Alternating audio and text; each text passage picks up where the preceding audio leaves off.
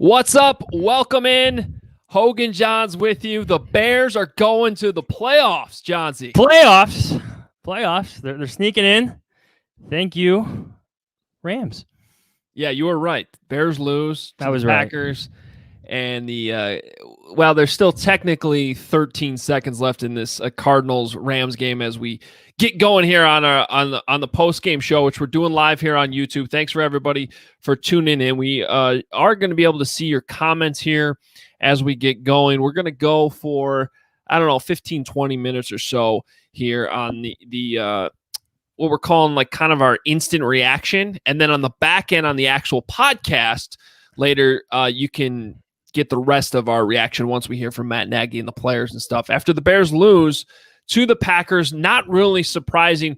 Jahns, I'll say this, I think the Bears did a lot of the things they needed to do to win this game, like specifically ball control. Like I thought for the most part, they came out, they did exactly what the Packers did to the Bears at Lambeau, which is get a really long opening touchdown drive that took up half of the first quarter. But they settled for way too many field goals. Like really, to me, the story of this game is settling for field goals, not converting touchdowns. And then on the defensive side, none of the defensive issues really surprised me based on what we've seen. Losing Roquan Smith really, really hurt. But they missed opportunities. 3 dropped interceptions in this game. So I think if you convert those field goals into touchdowns, you pick the ball off once or twice, maybe this was a different game. But in the end, look, the Bears just aren't in the same league as the Green Bay Packers. I was going to say, everything you just listed sounds like an awful lot to do to beat this team. They were outclassed. Let's just face it. Trubisky had to play better than he did. He wasn't awful, but he needed to be better. You needed more production out of your run game. Wasn't awful, but you needed better in the defense. Like it's a problem. Everything they've done since week 12, which was the first matchup against the Packers, has been a problem. I get that they dropped 3 interceptions. You can't have that happen, but that's this defense this year. It's missing opportunities when they present themselves. It's not having enough pass rush when you need it to be there. It's kind of, I've said it before in this podcast, it is mind-blowing to see the decline of this defense, and I think it's fair to say, as many of our commenters are, like Chuck Pagano, even if Matt Nagy and Ryan Pace come back, I mean, Chuck Pagano's place with this team is definitely, in question. Yeah, I think even though the Bears are going to get into the playoffs, the questions about Chuck Pagano only got greater in this game. Look, no one thought they'd lose Roquan Smith in this game, and that really kills you. But whether Roquan Smith's in the game or not, you have seen plenty of evidence that you cannot have Danny Trevathan lined up against a wide receiver. And maybe Roquan would have been in that spot there. We're talking about the long touchdown, but he's not in the game. So you can't call that. You cannot call that coverage there, because even whether you have the blitz coming from the other side or not, there's 3 wide receivers to the right and only 1 cornerback. There's a corner, a safety, and Danny Trevathan. So Aaron Rodgers knows he's getting one of his wide receivers on Danny Trevathan there. He knows what he's getting. You know who didn't know what they were doing on that play? Like a bunch of Bears players. Rewatch that highlight. We'll get into the play clock maybe after we talk to Matt Nagy a bit. But watch that play, that long touchdown over the middle, over Danny Trevathan. Again, you'll see that the Bears defense is confused. Aaron Rodgers is not. He has a good sense of what's going on or what they're planning to get into. He's seen everything before. This whole Chuck Pagano philosophy of, what did he say? Emptying the barrel or emptying the chamber, whatever you want to call it, just didn't play out. And that's a bad matchup. Even if that is Roquan Smith, that's an awful matchup for a linebacker over the middle blitzing. I know they're down Jalen Johnson. I know they're down Buster Screen and we're down Roquan Smith, but you just need a better performance overall from what you got from the defense tonight. Yeah. And the demise of the defense as the season went along is telling it. Yeah, and I think the reason why, look, you can certainly point out and should point out the injuries to Jalen Johnson, Buster Screen, and now Roquan Smith. Like, that really, really hurts you. You got special teamers playing out there as starters now. But regardless of that, you still have that highly, highly paid pass rush that's not getting home, okay? And you're not getting the takeaways. Both of those were glaring issues.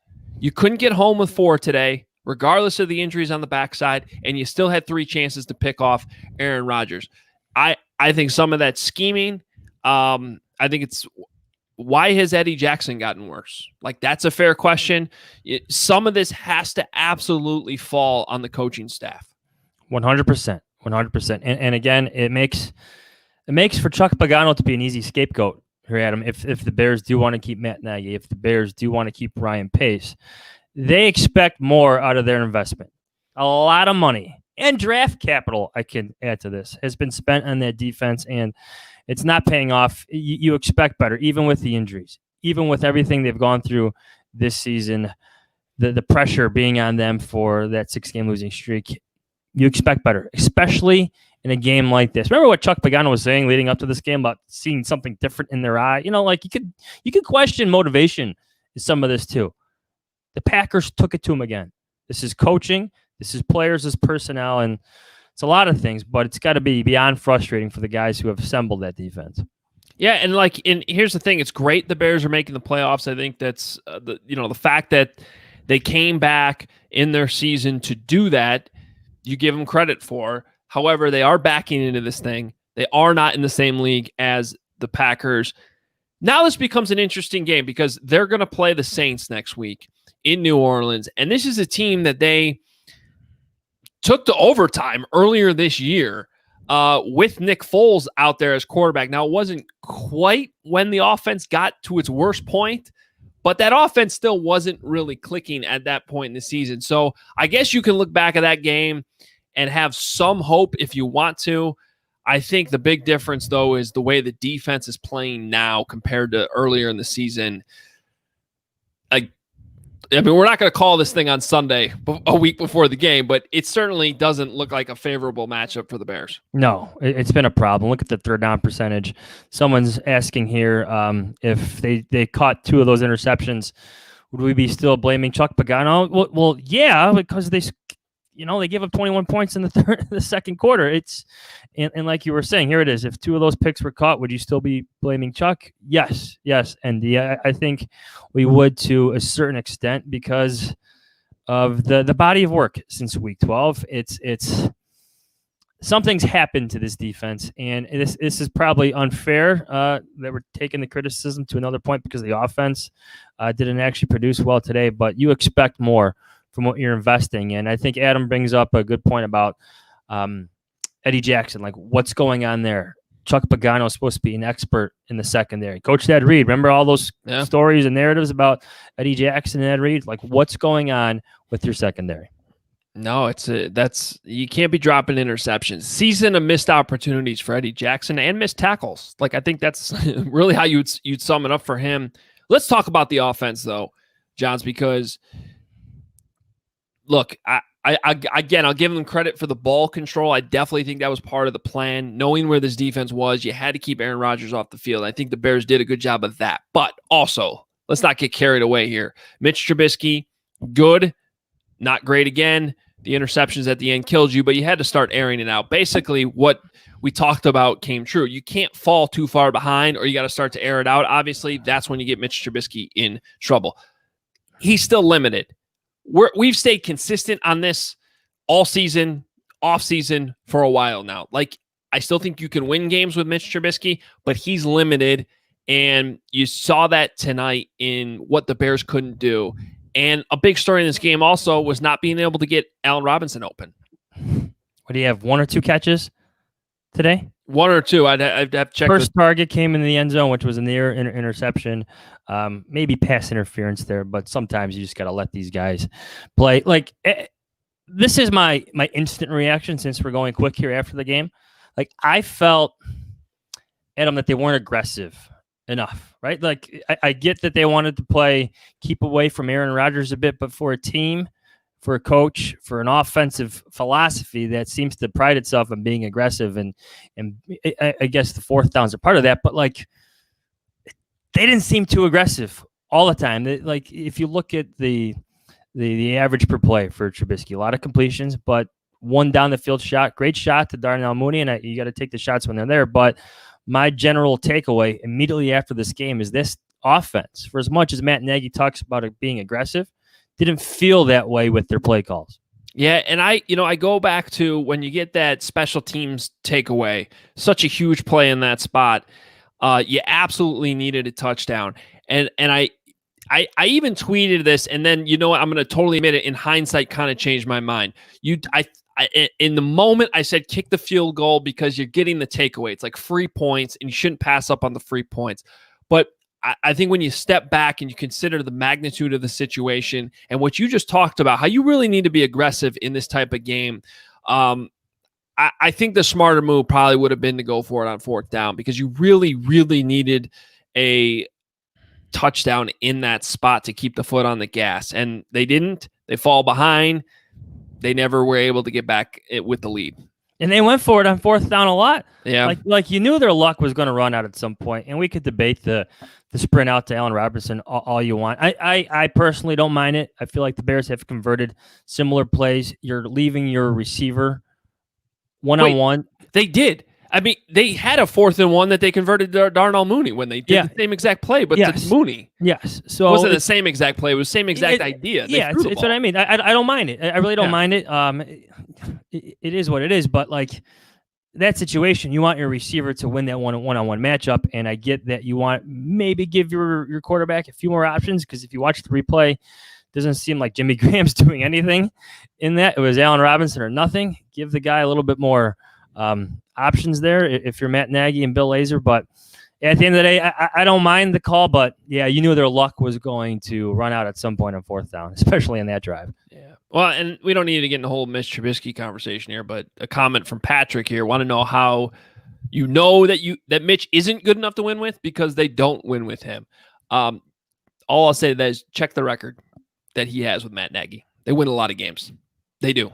They just do. And I think that's just because we might say Mitch is the best quarterback for the Bears going into 2021 doesn't mean he's the best quarterback for the future long term. They could still have their eye, and they should have their eye on a quarterback that can play as well as Aaron Rodgers someday. Not going to happen anytime soon. That should still always be your goal, because that is your clearest path to winning in the NFL, is to have a quarterback like Patrick Mahomes, like Aaron Rodgers. It's just not that easy to get, and you don't want to be in a situation where you can't win with the guy that you have. So is Mitch the long-term answer? No. Is he the answer going in the offseason? He very well might be.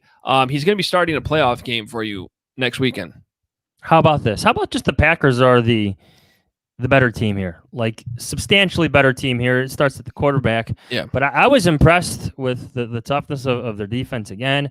I wasn't buying some of their success heading into this one, but consider me sold on what this Packers team could be. This is a Super Bowl contender in every capacity. They're the first seed in the NFC.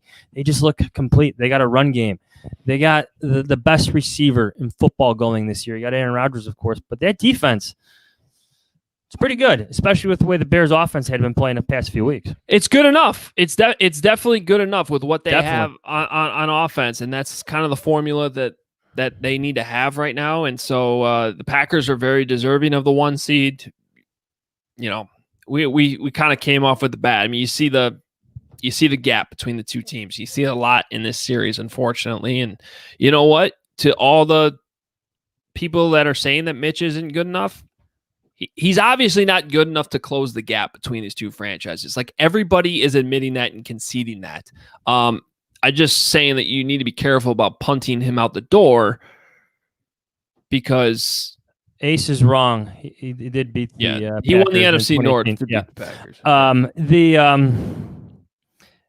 I know there's a gap. Let me just hear you out on this, Adam. Is this game, as good as the Packers are, still was a 1-score game for quite a while, was it not? Like that's why I feel like that drive that ended with that sprint out play just felt like that was the game ending right there, because Aaron Rodgers is going to take advantage of this. I know there was another dropped interception, but it just felt so Packers-like, right? Like the Bears had their opportunity in this 1-score game to take the lead.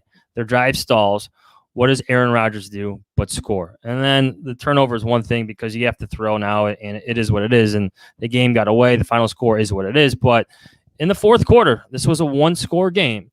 The Packers made the stop and then put the game out of hand, but the gap is there. I don't know how the Bears close it. I don't know if it's as big as this final score indicates. It is kind of a long-standing problem with Aaron Rodgers there, but it's closer than the first game. I'll say it that. Yeah, progress, I guess. Progress, yeah. Unfortunately, I don't know that it's going to be close enough to beat the Saints next week. No. Right. So you're looking at it like them being 7.5-point dogs. I haven't seen the early lines. Is that what it is? No, I haven't seen it. Oh, no, yeah. Just guessing. I wouldn't be surprised if it's even a little higher. Yeah. Now, the one thing is the Saints have had a sort of a recent history of faltering in the playoffs. The Vikings went in there and beat them last year, really in this spot. So I'm not going to rule it out completely, but they and that's the thing. Like, we can keep talking about Mitch, but the reason that we're not optimistic is the defense, right? And if you're not going to have Roquan Smith, you're in a world of trouble. And honestly, you're not going to have Darnell Mooney. That's going to. I'm not ruling Darnell Mooney out right away, but that did not look good. A quick ruling out of the game with an ankle injury. Yeah. You're fighting from behind. Yeah, it's never good when you're one of your best players of the game gets ruled out that fast, and kind of a gutsy day by some of the young guys. Cole Kmet, right? You could debate that fumble as well. Cole Kmet played tough. Darnell Mooney played really tough. Gutsy performance by him. And then the young offensive line, I thought was okay. David Montgomery, let's not forget, he got twisted up early in the first quarter, first drive too, right? Like, so he was gutting through that game. Yeah, he was. Yeah, he was. It is what it is. Like, I'm not surprised by the result. I don't know why people are surprised that the Bears lost. I did pick the Cardinals to lose to the Rams. Here's a question for you then, Adam, before we go to Matt Nagy's press conference. How do you feel about backing into the playoffs? Like, how would you rate the success of that? Well, I first of all, let me say this. I would always rather get in than not get in. Okay, you're not in a position where the draft positioning's really all that different. Okay, you've already passed the point where you're not getting the great draft pick. And now you got a shot. Like, you have a week to prepare and have a shot. Doesn't look like a great shot, but you have a shot, okay? And it gives you another week to evaluate Mitch even. Like, there's pluses to making the playoffs. And I'd always rather have a team that's in the mix. And I understand coming off a loss to the Packers why so many of these commenters on our YouTube channel right now are upset and not happy. But you did make the playoffs, okay? And I'll that's my warning to those that just want to kick Mitch Trubisky out the door. The alternative can be way worse. And we've talked about this before on the podcast. The response to that might be, oh, well, I'd rather lose a ton of games and get a high draft pick again. There's no guarantee that's going to work. And proof of that is Mitch Trubisky. Like, it's just, you can have a new GM, a new coach, and a new quarterback and start it all over again, and you might just be the New York Jets or the Cleveland Browns that didn't make the playoffs for 17 years until today.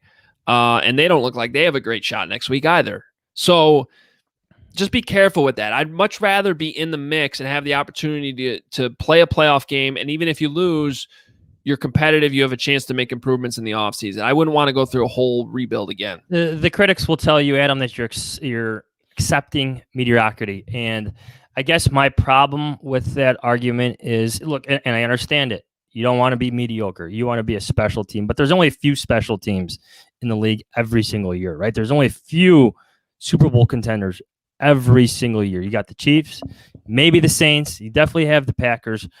It's this league is based on being mediocre. They want you to be mediocre. There's only a few special quarterbacks in this, so I get the emotions of wanting to fire everyone. But in George McCaskey's world, I'm sure he sees 2 playoff appearances in 3 seasons, a team that overcame a 3-game losing streak to somehow put themselves in the mix to make this game so emotional, to get through, so meaningful in Week 17. At this point. So that's something that I think George McCaskey will take into account more than people who are feeling this Packers loss right now. Yeah, and that's the thing. Like, I don't think you should accept the mediocrity. I think you should accept the fact that making the playoffs twice in 3 years, not having a losing season in 3 years is better than what you were doing before. But that shouldn't stop you. You still shouldn't accept the mediocrity. You can still strive. This isn't baseball. You don't have to tank if you're stuck in the middle.